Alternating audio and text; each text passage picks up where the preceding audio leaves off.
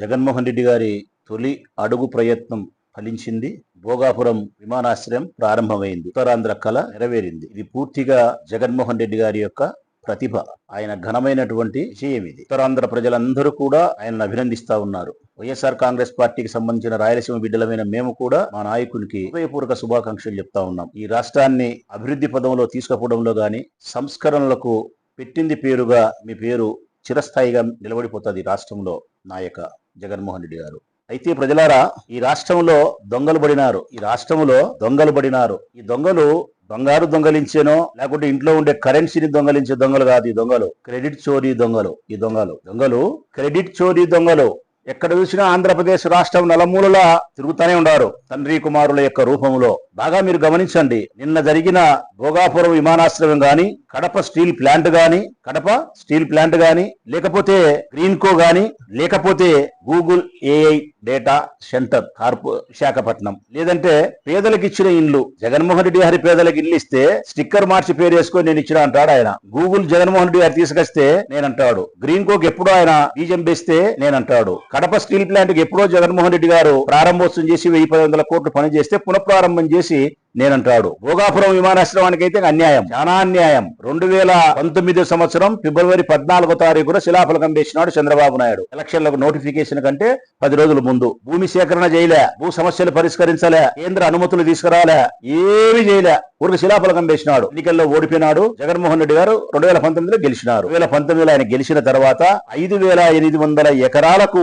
చంద్రబాబు నాయుడు గారు ఎయిర్పోర్ట్ అంటే దాదాపు 10 గ్రామాల రైతులను బాధించే పరిస్థితి ఉంటే అందులో మినహాయింపు తీసుకొని జగన్మోహన్ రెడ్డి గారు 2800 ఎకరాలు మాత్రమే ఖరారు చేసి మిగతా గ్రామాలకు ఆ బాధ లేకుండా తొలగించి భూ సేకరణ కంప్లీట్ గా చేసి కోర్టులోనూ ఉండే భూ సమస్యల పరిష్కారం చేసి కేంద్ర ప్రభుత్వం నుంచి అనుమతులు తీసుకొని రైతులకు ఇవ్వాల్సిన డబ్బులు ఇప్పించి వారికి పునరావాస కేంద్రాలు నిర్మించి ఆ విమానాశ్రయాన్ని కట్టే బడా సంస్థ కాంట్రాక్టర్లు పిలిపించి గొప్ప మీటింగ్ పెట్టి 2026 నాటికి ఇది పూర్తి అవుతుంది, 2026 సంవత్సరం నాటికి ఇక్కడ విమానం ఎగురుతుంది అని చెప్పిన వాడు జగన్మోహన్ రెడ్డి 2024 దిగిపోయే నాటికి ఆ విమానాశ్రయం యొక్క పని 80% పూర్తయింది. 20% మాత్రమే పనులున్నాయి. 20% పనులు యథావిధిగా అంటే తెల్లవారితే మనం ఏ విధంగా కాలకృత్యాలు తీర్చుకుంటామో, సూర్యుడు ఉదయిస్తాడు కాలకృత్యాలు తీర్చుకుంటాము, అస్తమిస్తాడు ఏ విధంగా ఉందో అట్లా ఆ విమానాశ్రయం పనులు 20% రొటీన్ గా జరిగితే ఈ రోజు నీ అల్లరి, నీ క్రెడిట్ చోరీ ఇంత కాగసాలు కదా. ఇంకా నరేంద్ర మోడీ గారిని పిలిపించారు. ఇంకా మీ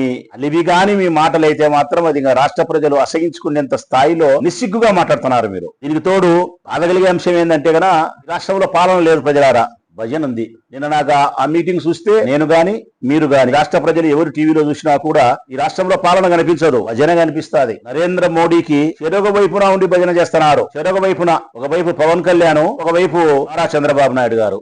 ఆ భజన ఏ స్థాయిలో ఉందంటే పోటీ పడతారు ఇద్దరు అసాధ్యులే. ఒకరి మించిన వాళ్ళు ఎవరు. నీకంటే నేను ఎక్కువ పోగొడతానే ఒకడంటే, నీకంటే నేను మరింత ఎక్కువ పోగొడతానే మరొకడంటే ఎంత భజన చేస్తారంటే ఆ భజన చూస్తే నిన్న నాకు అనిపించింది ప్రజలారా. ఎప్పుడో 4 సంవత్సరాల కింద చూసిన సినిమా గుర్తొచ్చింది నాకు. ముత్యాల ముగ్గు అనే సినిమా పాతది, చాలా మంది చూసింటారు.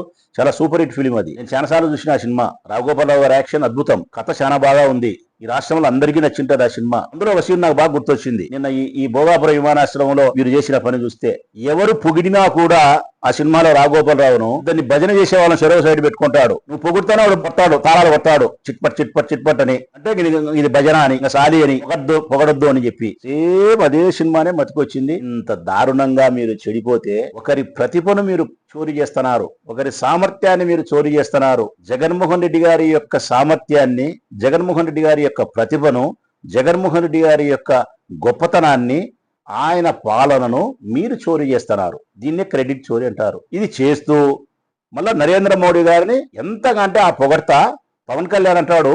జంతర్ మంతర్ దగ్గర నరేంద్ర మోడీ గారిని విద్యార్థులైనటువంటి నీట్ పరీక్ష రాసిన యువత ఎవరైతే ఉన్నారో వాళ్ళు కానీ మిగతా యువత దుర్భాషలు ఆడితే అన్నిళ్ళు వచ్చినాయంట.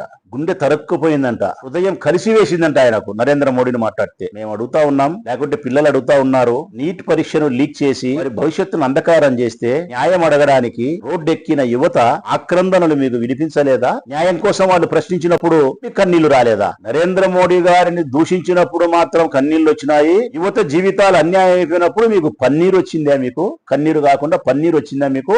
ఒక్క రోజన్నా మీరు ఆ యువత పక్షాన ఒక్క మాట మాట్లాడినారా? ఈ దేశం భారతదేశ ప్రభుత్వం ఇంత అన్యాయానికి ఒడిగట్టింది, యువత భవిష్యత్తును అంధకారం చేసి పారేసినారు.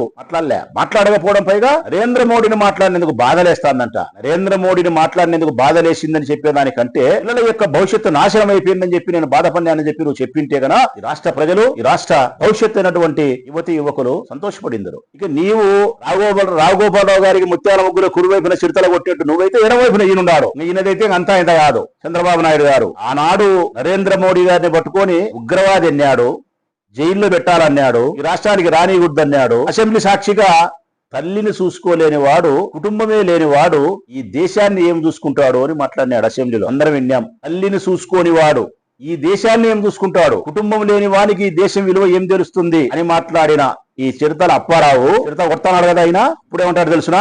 అదే నరేంద్ర మోడీ దేశాన్ని చూసుకోలేదంట ఆనాడు. ఈనాడు దేశానికి దిక్సూచంట, దేశానికి దిక్సూచంట. దశ దిశ నిర్దేశం చేయగలిగిన గొప్ప నాయకుడు ఈ ప్రపంచంలోనే ఎవరు లేరు, నరేంద్ర మోడీ మాత్రమే.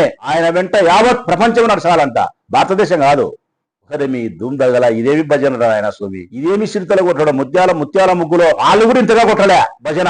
ఈ విధంగా మీరు క్రెడిట్ చోరీ చేసి కడప స్టీల్ ప్లాంట్ తీసుకొచ్చినది జగన్మోహన్ రెడ్డి అయితే పునఃప్రారంభం చేసి మీకు పేరు కావాలన్నా? భోగాపురం విమానాశ్రయంలో మీ పాత్ర సున్నా. ఆ విమానాశ్రయానికి అయిన డబ్బు కూడా రాష్ట్ర ప్రజలారా ఒక్క రూపాయి రాష్ట్ర బడ్జెట్ లో లేదు. కేంద్ర నిధులు రూపాయి లేదు రాష్ట్ర బడ్జెట్ లో.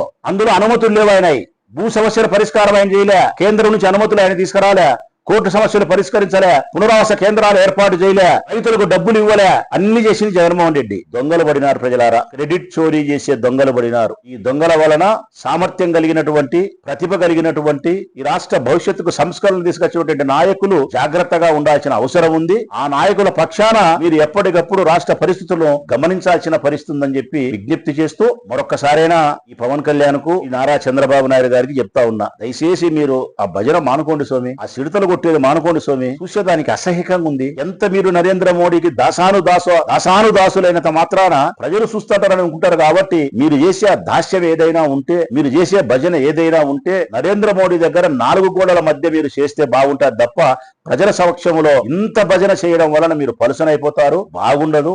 తెలుగు వారి యొక్క ఆత్మగౌరవం కూడా దెబ్బతింటాది. కాబట్టి మీ భజన కార్యక్రమాన్ని, మీ సిడతల కార్యక్రమాన్ని తగ్గించుకోమని ఇద్దరికి చెప్తా ఉన్నా. ఈ వివాహాది శుభకార్యములకు, పుట్టిన రోజులకు, మీటింగులకు అత్యాధునిక సదుపాయాలతో ప్రొద్దుటూరు వాసవి సర్కిల్ వద్ద నుంచి అతి సమీపాన మీకు అందుబాటు ధరలలో happy banquet AC function hall మీకు స్వాగతం పలుకుతుంది.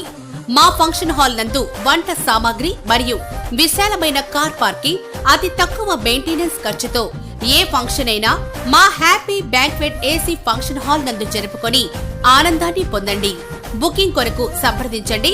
మా సెల్ నంబర్ 9100600238 7799 000211.